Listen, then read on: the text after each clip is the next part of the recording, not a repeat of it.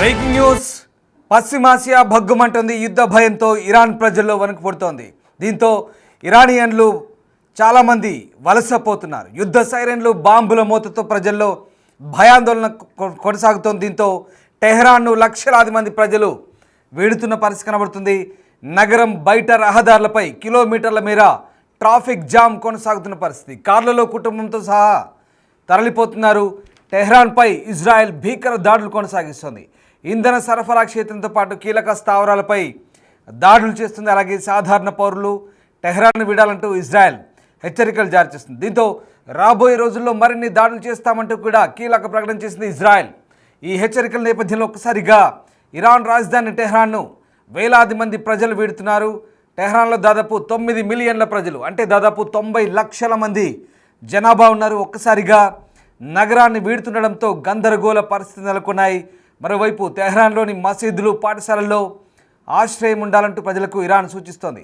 అయినా ప్రభుత్వం మాట లెక్క చేయట్లేదు. ప్రజలు ఇతర ప్రాంతాలకు తరలిపోతున్న పరిస్థితులు కనబడుతున్నాయి. ఒకసారి మీరు చూస్తున్న దృశ్యాలు ఇరాన్ రాజధాని టెహ్రాన్ నుంచి వందలాది సంఖ్యలో వాహనాలు కిలోమీటర్ల మేర బారులు తీరిన దృశ్యాలు ప్రస్తుతం ఇరాన్లో సర్వసాధారణంగా మారాయి.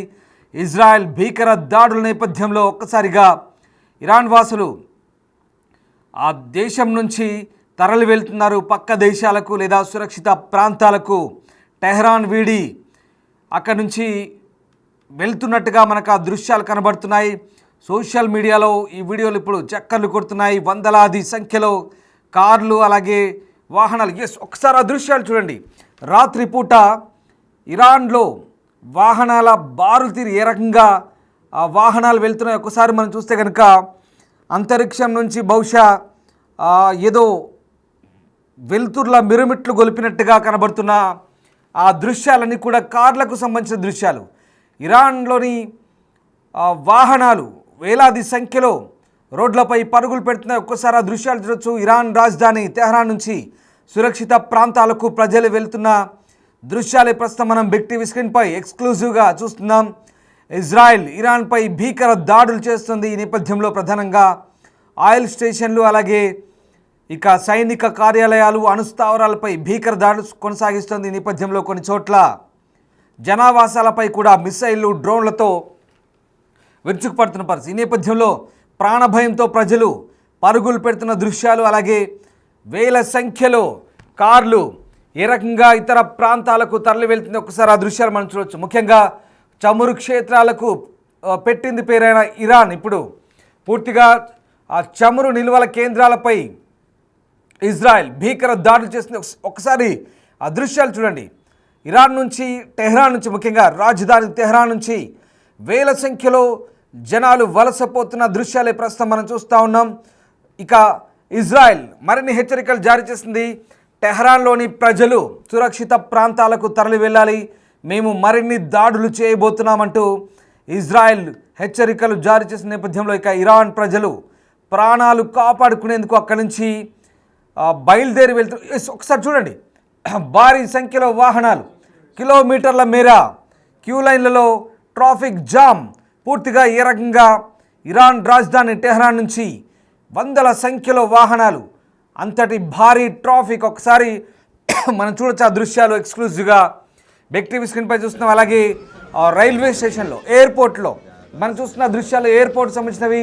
టెహ్రాన్ రాజధాని ఇరాన్ రాజధాని టెహ్రాన్ నుంచి విదేశీయులు కూడా దేశం విడిచి వెళ్లేందుకు ఇరాన్ కొన్ని ఆంక్షలు సడలించింది. అలాగే ఎయిర్పోర్ట్లో కూడా విపరీతమైన రద్దీ నెలకొంది. ఇటు ప్రపంచ దేశాలన్నీ కూడా తమ పౌరులు అప్రమత్తంగా ఉండాలంటూ సూచిస్తున్న నేపథ్యంలో ఇరాన్ను విడిచి ఇప్పటికే అమెరికా రాయబార కార్యాలయం నుంచి చాలామంది ఖాళీ చేశారు. అటు యూకే రాయబార కార్యాలయం నుంచి చాలామంది ఖాళీ చేశారు. యూకే పౌరులంతా కూడా ఆ దేశం విడిచి రావాలంటూ యూకే కోరింది. భారత్ కూడా తమ పౌరులు అప్రమత్తంగా ఉండాలంటూ సూచిస్తోంది. 10,000 మంది పౌరులు ఇరాన్ రాజధాని టెహ్రాన్లో భారతీయులు ఉన్నట్టుగా తెలుస్తోంది. వాళ్ళందరినీ కూడా సురక్షిత ప్రాంతాలకు తరలి వెళ్ళమంటూ భారత్ సూచిస్తుంది. ఒకసారి చూడండి ఆ దృశ్యాలు. కిలోమీటర్ల మేర ట్రాఫిక్. బాబోయ్, ఒకసారి చూడండి ఎంత దూరం నుంచి ఆ ట్రాఫిక్ ఒక్కసారి మీకే అర్థమవుతుంది.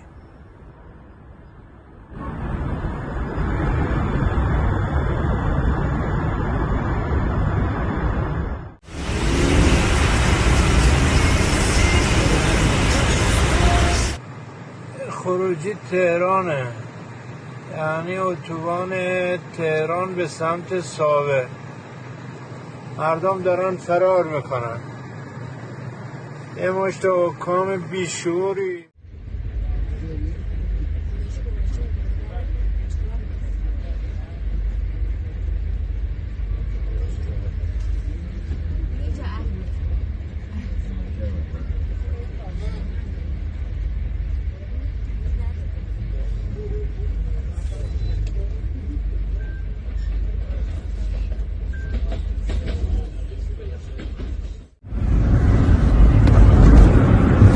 ساعت 5 صبح ఆజాద్రాయ్ తెహరాన్ షుమాల్. చూసారుగా దృశ్యాలు.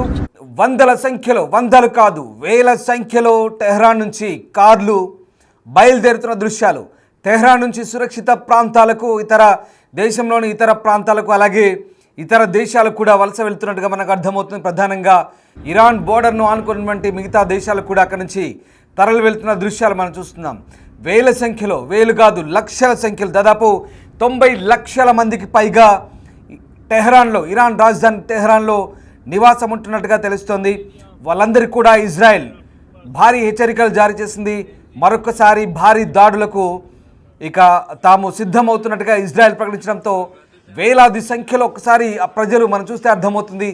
పెట్రోల్ బంకుల దగ్గర కూడా వేలాది వాహనాలు క్యూ కట్టాయి. అటు నుంచి హైవేలెక్కి ఒక్కసారిగా జనాలు అక్కడి నుంచి వెళ్తున్నారు. ఒక్కసారి దృశ్యాలు చూడండి.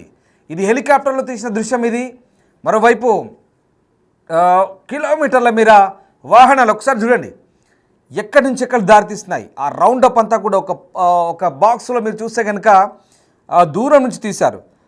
కొన్ని కిలోమీటర్ల మేర కంప్లీట్గా రౌండప్ అయినాయి వెహికల్స్ అన్నీ కూడా. మరోవైపు ఇది బహుశా ఫ్లైట్ లేదా హెలికాప్టర్ నుంచి తీసిన విజువల్గా మనకు అర్థమవుతుంది. పైనుంచి లేదా ఫ్లైఓవర్ నుంచి ఏదో కారులో నుంచి తీసిన దృశ్యాలు కావచ్చు బహుశా. కానీ ఒకసారి చూడండి ఆ చీకట్లో ఆ వెలుతుర్లు, ఆ లైట్ల వెలుతుర్లు చూస్తే కనుక డే అండ్ నైట్ ఏ రకంగా ఇరాన్ రాజధాని టెహ్రాన్ వీడి మిలియన్ల కొద్ది ప్రజలు, అంటే లక్షలాది మంది ప్రజలు ఏ రకంగా తరలి వెళ్తున్నారో మనకు అర్థమవుతుంది. ఎటు చూసినా యుద్ధ సైరన్లు, బాంబుల మోతతో ప్రజల్లో వణుకు పుడుతున్న పరిస్థితి.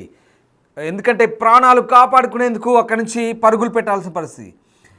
గతంలో కూడా అంటే మనకు గాజా పరిస్థితులు ఇరాన్ వాసులకు కళ్ళ ముందు కనబడుతున్నాయి.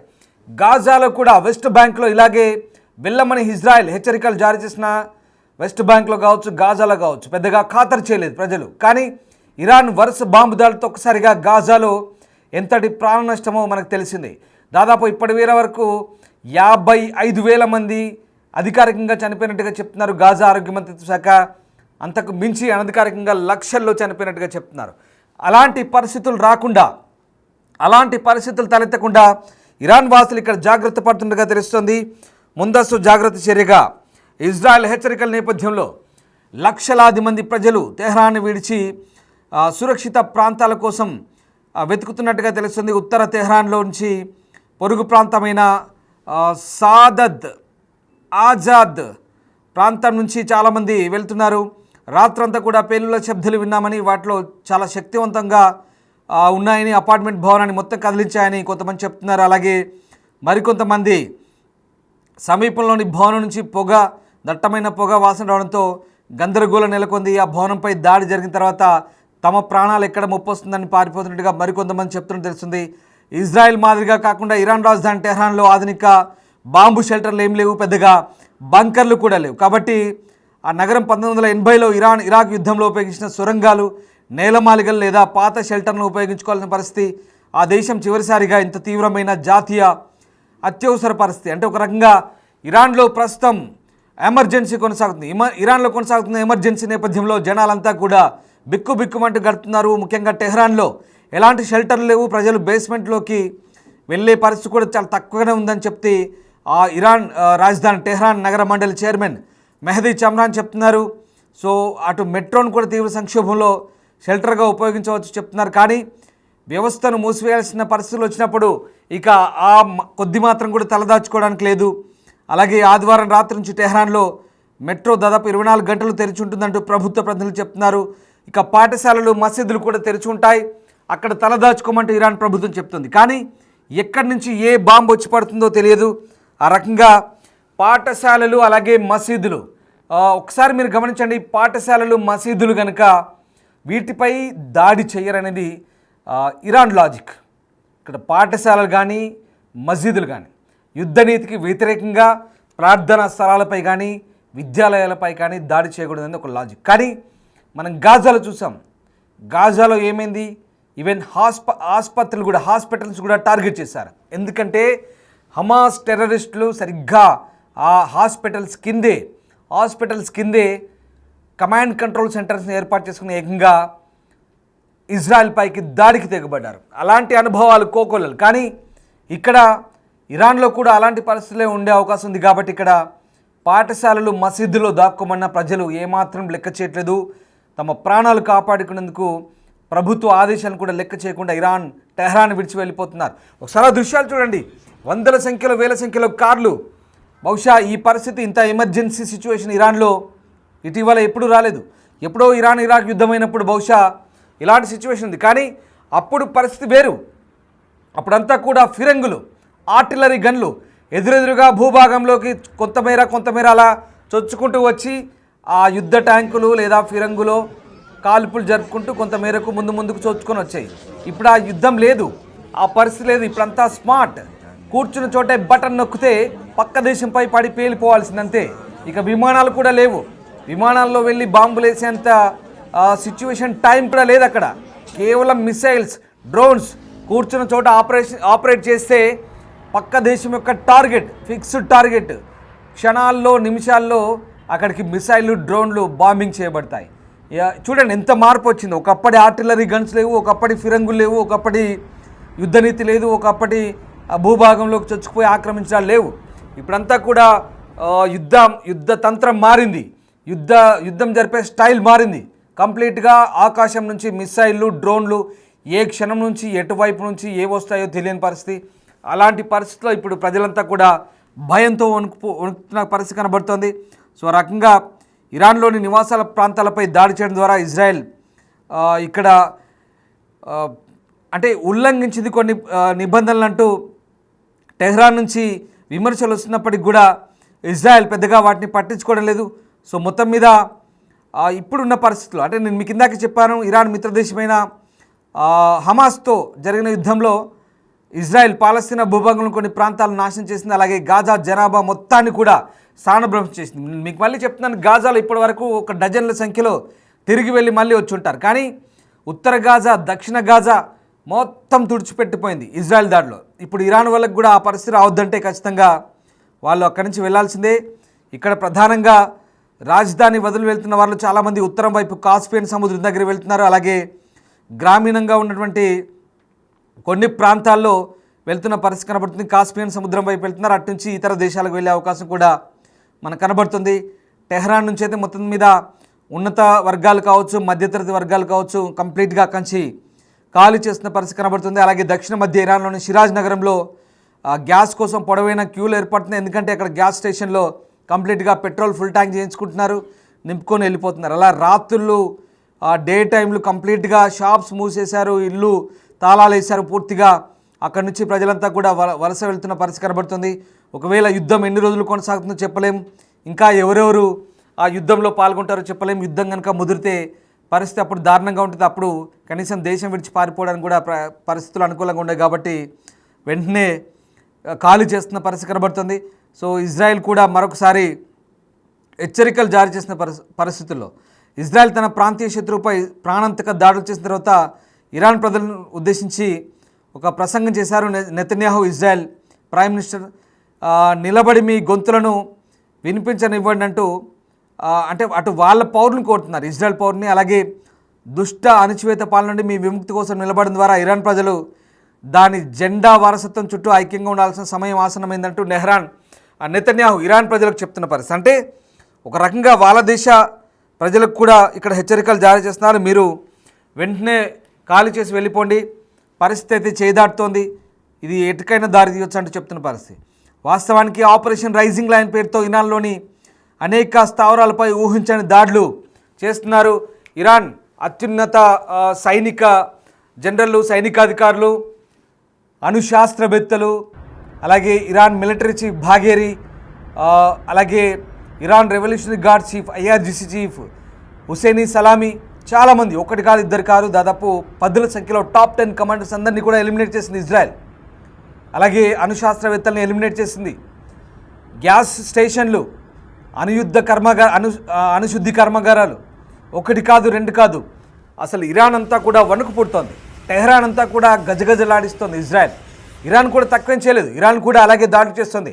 టెల్ అవీవ్, ఇజ్రాయెల్కి సంబంధించిన రాజధాని టెల్ అవీవ్, అలాగే హైఫా, జెరూసలేం, వాళ్ళపై వీళ్ళు విరుచుపడుతున్నారు. రకంగా పరస్పరం దాడులు కొనసాగుతుంది. కానీ ఇజ్రాయెల్ మాత్రం చాలా భీకర దాడులు చేస్తుంది. అది అంతు చిక్కని దాడులు, భయంకర దాడులు. ఇజ్రాయెల్ చేసే దాడులకు ఇరాన్ దగ్గర ఎదుర్కొనే సామర్థ్యం కూడా తక్కువే. ఎందుకంటే ఇజ్రాయెల్తో పోలిస్తే చాలా తక్కువ సామర్థ్యం ఉంది. కాబట్టి ప్రజలు వలస వెళ్తున్న మనకు చాలా క్లియర్గా తెలిసిపోతుంది ఆ దృశ్యాలు చూస్తుంటే. ఒకసారి ఆ దృశ్యాలు చూడండి, వందల సంఖ్యలో వేల సంఖ్యలో ఎలా పోతున్నారు జనాలు. ఎందుకంటే ప్రాణాలు కాపాడుకుంటే తర్వాత ఎలాగైనా మళ్ళీ దేశం తిరిగి రావచ్చు. కానీ ఆ యుద్ధంలో కనుక చిక్కుకుంటే తర్వాత బయటికి వెళ్ళడానికి కూడా మార్గం లేదు. చెప్పాను కదా గాజా ఉదాహరణ, అదే పరిస్థితి ఉంటుంది. ఇప్పటికే సిరియా, లెబనాన్, ఇరాక్, వీటన్నిటి మీద ఇజ్రాయెల్ ఎక్కడ వెనుకాడలేదు. వీళ్ళందరి మీద కూడా బాంబింగ్ చేసింది. హౌతీల మీద కూడా విరుచుపడింది. ఇప్పుడు ఇరాన్ వంతు వచ్చింది. ఇంకంతేకాదు పాకిస్తాన్ కూడా మద్దతు ఇస్తే పాకిస్తాన్ కూడా నెక్స్ట్ టార్గెట్ చేయబోతుంది ఇజ్రాయెల్. ఎందుకంటే ఇరాన్ సరిహద్దును పాకిస్తాన్ పంచుకుంటుంది కాబట్టి పాకిస్తాన్ ఏమైనా హుషారు లెక్కలు చేస్తే ఖచ్చితంగా పాకిస్తాన్ కూడా టార్గెట్ చేస్తామంటే ఇజ్రాయెల్ పరోక్షంగా హెచ్చరికలు జారీ చేస్తుంది. ఇక్కడ పాకిస్తాన్ చెందిన నేతలు అవసరమైతే మా అణుబాంబుల్ని మీకు మద్దతుగా వేస్తామంటూ చెప్పినట్టుగా ఇరాన్ లీడర్ సైనిక జనరల్ చెప్తున్నారు. కానీ పాకిస్తాన్ అబ్బాయి అలాంటిది ఏం లేదు, మేమేం చేయము అంటూ మళ్ళీ డబల్ మాటలు మాట్లాడుతున్నారు. ఇక్కడ ద్వంద్వ వైఖరి. పాకిస్తాన్ దొంగ బుద్ధి ఎప్పటికైనా అందరికీ తెలిసింది. అంతర్జాతీయ వేదికల మీద ఒక్క మాట కట్టుబడి ఉన్నాడు. పాకిస్తాన్ రక్షణ మంత్రి కూడా తొలుత పార్లమెంట్లో మేము అవసరమైతే సహాయం చేస్తామన్నారు. ఇస్లామిక్ బ్రదర్హుడ్ పేరుతో మేమంతా ఒకటే, మేము సహాయం చేస్తామన్నారు. తర్వాత కాదు అలాంటిది ఏం లేదంటున్నారు. అంటే ఇక్కడ భారత్ ఇజ్రాయెల్ మిత్ర దేశాలు కాబట్టి అవసరమైతే పాకిస్తాన్ కూడా టార్గెట్ చేయడానికి ఇజ్రాయెల్ వెనుకాడదు. సో ఆ రకంగా ప్రస్తుతం ఉన్న పరిస్థితుల నేపథ్యంలో ఇరానీయులు చాలామంది అక్కడి నుంచి వలస వెళ్తున్నారు. సో ప్రాణాలు కాపాడుకునేందుకు, ప్రాణాలు దక్కించుకునేందుకు ప్రస్తుతం అయితే చూడండి ఒకసారి ఆ దృశ్యాలు. వేల సంఖ్యలో వెళ్తున్నారు కాబట్టి యుద్ధం ఎన్ని రోజులు సాగుతుందో, ఎప్పటిదాకా సాగుతుందో చెప్పని పరిస్థితి. ఈ నేపథ్యంలో మరి ఇరాన్ వాసులు చాలామంది వలస వెళ్తున్న దృశ్యాలు మనం చూస్తూ ఉన్నాం. దీనికి ఇజ్రాయెల్ హెచ్చరికలు కూడా తోడయ్యాయి. సో ఎస్, దాని పర్యవసానమే ఈ దృశ్యాలు.